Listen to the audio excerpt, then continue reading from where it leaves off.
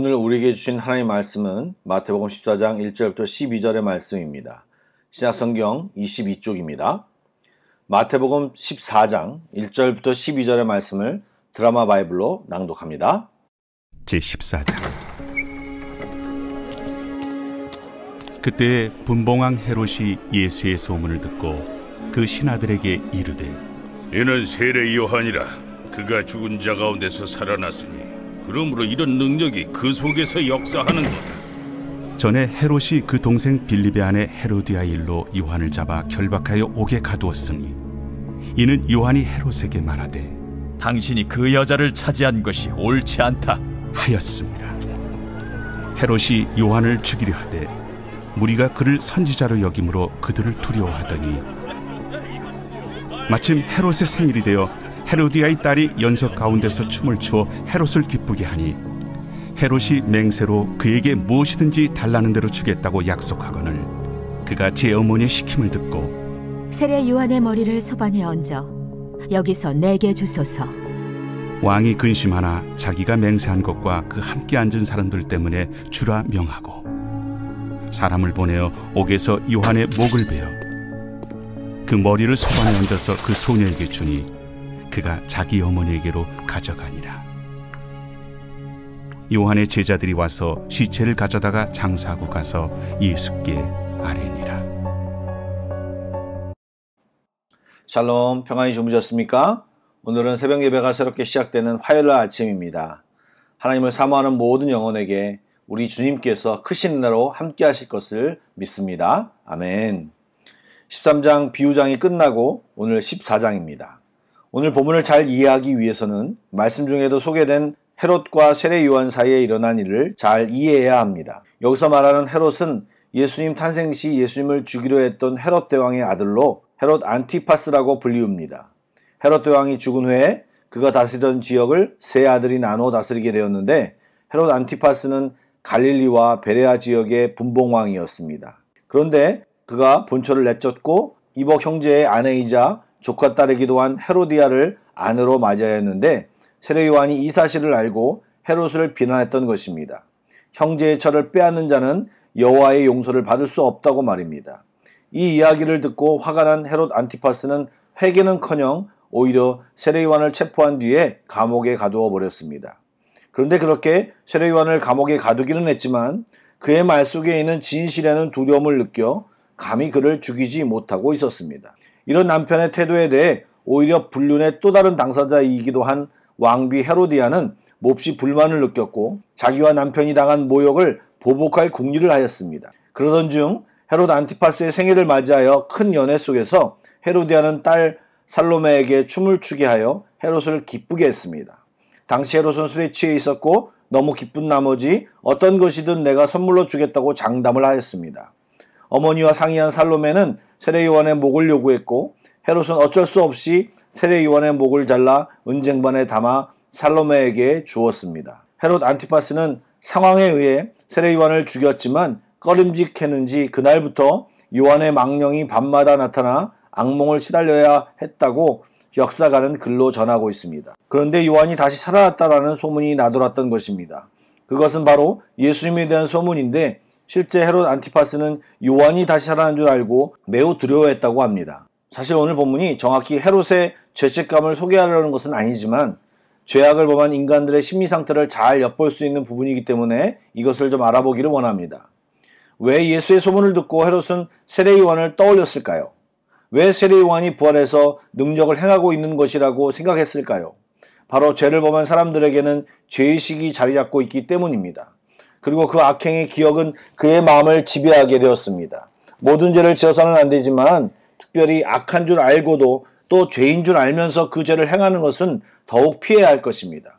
또한 이 헤롯의 상황을 보면 야고보서의 말씀처럼 욕심이 잉태한 즉 죄를 낳고 죄가 장사한 즉 사망을 낳는다라는 말이 정확히 적용됨을 보게 됩니다. 작은 죄를 눈 감고 넘어가면 그것을 합리화하게 되고 또 다른 욕망들이 자라서 그렇게 자란 죄악들은 결국 순식간에 우리를 잠식하게 되는 것입니다. 그러므로 우리는 어떠한 죄라도 멀리해야 합니다. 악은 어떤 모양이라도 버려야 하는 것입니다. 또한 헤롯을 잘 보십시오. 죄에 대한 자신의 어떤 기준도 없고 하나님보다 사람을 더 두려워하며 의식하는 타입의 사람입니다. 반대로 세례 요한은 사람들을 두려워하지 않았습니다. 권세가 있어 자신을 죽일 수 있는 헤롯도 두려워하지 않았습니다. 몸은 죽여도 영혼은 능히 죽이지 못하는 세상 권세를 두려워하지 않고 진리를 선포했던 것입니다. 우리가 사람의 시선과 체면에 얽매이면 하나님을 의식하며 살기 힘들게 되어 있습니다. 술도 마찬가지입니다. 술 취함의 단점 중에 하나가 이성으로 또 믿음으로 행동하는 것을 방해한다는 것입니다. 우리를 죄짓게 하는 모든 것들은 우리의 삶 속에서 하나씩 제거하는 노력을 해야 할 것입니다. 우리는 꼭 기억해야 합니다. 사람의 술수와 힘으로 세상이 운영되는 것 같고 정의를 부르짖는 사람이 잡혀 죽는 것 같지만 역사를 주관하시는 하나님이 다 보고 계시며 하나님의 때에 불의한 죽음을 당한 순교자들의 신원을 다 갚아주실 것을 우리는 알아야 합니다. 하나님의 권위를 인정하지 않은 세상 권세는 죽음의 권세의 메인 초라하고 제한된 몸부림일 뿐입니다. 반대로 천국 백성은 오직 하나님을 두려워하며 거룩한 삶, 진리에 근거한 삶을 살아야 할 것입니다. 마태복음 내에서 이어지는 본문의 주제로 돌아가려고 합니다. 사실 11장부터 16장까지의 내용은 사람들이 예수님의 놀라운 능력을 지켜보면서 그분이 누구인지를 깨닫지 못하고 예수님의 정체성에 대해 갖는 혼란스러움을 이야기하고 있는 부분입니다. 그래서 고향에서 배척당하시고 헤롯으로 대표되는 일반 대중의 오해를 지금 이야기하고 있는 것입니다. 경험적인 편견과 율법의 껍데기, 또 권력과 인기의 영합해서는 아무리 엄청난 기적을 보고 들어도 받아들일 수 없습니다. 믿음의 눈이 없이는 결코 예수님은 메시아이심을 알 수도 없고 예수님을 통해 도래한 하나님의 나라에 들어갈 수도 없는 것입니다. 믿음으로 예수님을 믿지만 그 믿음을 활용하지 않으면 자라지 않습니다. 믿음으로 가는 나라, 믿음으로 아는 나라, 믿음으로 경험하는 나라가 바로 하나님의 나라입니다.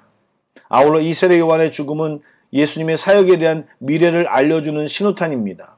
이 사건 이후 예수님도 많은 난관에 직면하게 되고 이제 점점 십자가로 나아가는 과정을 밟게 됩니다. 그리고 세례 요한이 정치적인 권력에 의해 죽임을 당했듯이 예수님도 정치적 권력에 의해 십자가에 처형당하실 것을 말씀을 통해 드러내고 있는 것입니다. 세례 요한의 삶 전체가 그리스도의 삶을 예표한다고 볼 수 있습니다. 그러기에 이제 예수님의 십자가의 사건과 죽음이 임박했음을 암시하고 있다고 해도 틀린 이야기가 아닙니다. 이제 말씀을 보시면 알겠지만 우리는 십자가를 향하여 묵묵히 걸어가시는 예수님의 모습을 발견하게 되실 것입니다. 사랑하는 성도 여러분, 하나님을 두려워하는 하나님의 말씀에 더 신경 쓰는 그리스도인이 되어야 합니다. 죄와 악은 어떤 모양이라도 버리고 있는 자리에서 진리와 정의를 실천하는 삶을 살아야 합니다. 그리고 세례 요한은 예수님의 삶 앞에서 예수님의 삶을 예표하고 있지만 저희들은 이제 예수님의 삶을 뒤따라가는 삶이 되어야 합니다. 말씀에 순종하고 하나님만 바라보며 한 걸음 한 걸음 걸어가는 우리 모두가 다 되길 주님의 이름으로 축복합니다. 아멘. 기도하시겠습니다. 하나님, 오늘도 헤롯처럼 망설이다 죄의 길을 걸어가지 않게 하여 주시고 말씀을 따라 믿음으로 주의 길을 걷는 우리 모두가 되게 하여 주옵소서. 사람의 시선, 체면, 여론을 따라가기보다 주님의 말씀을 붙드는 자 되게 하여 주옵소서. 주님을 외면하고 그리스도인으로 살아가기 힘든 시대 속에서 예수님이 하신 것처럼 묵묵히 말씀에 순종하며 걸어가는 우리 모두가 다 되게 하여 주옵소서. 기도의 영을 부어주셔서 이 아침에도 주님과 귀한 만남을 누리는 우리 모두가 되기를 소원하오며 우리를 너무나도 사랑하시는 예수님의 이름으로 기도드립니다. 아멘. 찬양곡을 묵상하시며 합심기도와 개인기도로 나아가겠습니다.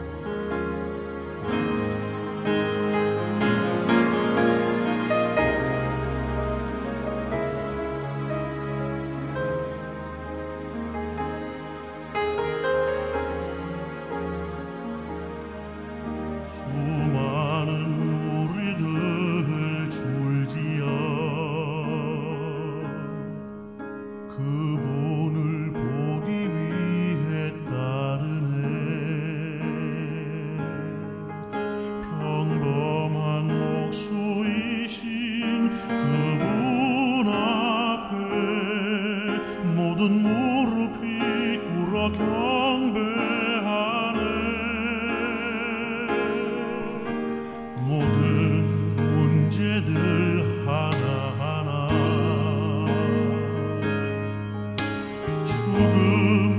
때까지도 힘을 잃고 생명의 근원 되신 예수 이름 앞에 모든 권세를 굴복하네.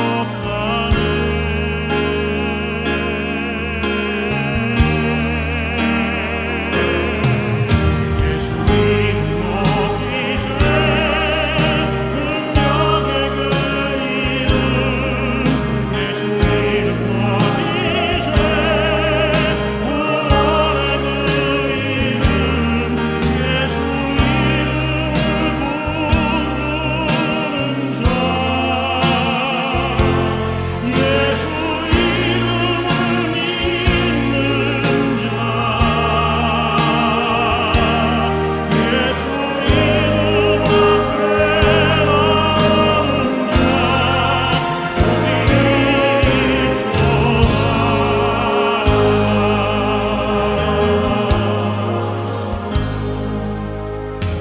나의 계획이 실패하고 나의 소망이